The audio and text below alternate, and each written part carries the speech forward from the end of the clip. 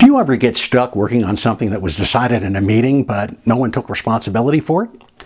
Well, here's a simple tactic for making sure this doesn't happen anymore.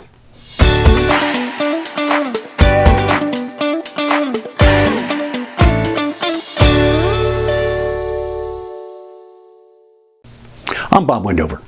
I'm sure you know the feeling. You spend all this time discussing an issue or a project or a policy during a meeting.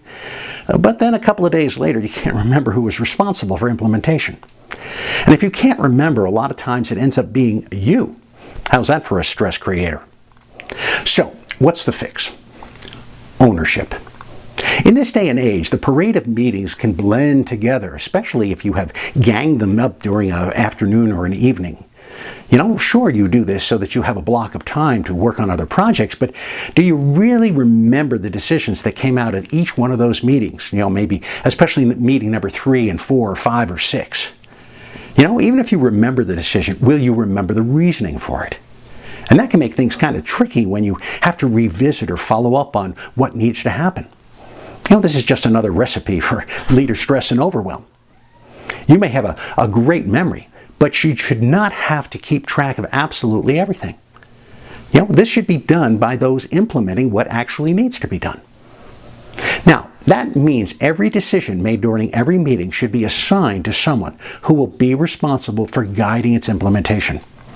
Whenever a decision is being made about a policy or a project or a purchase or anything else, the first question to be asked is, who will own this?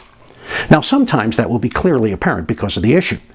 But when it's not, ownership needs to be established right then and there.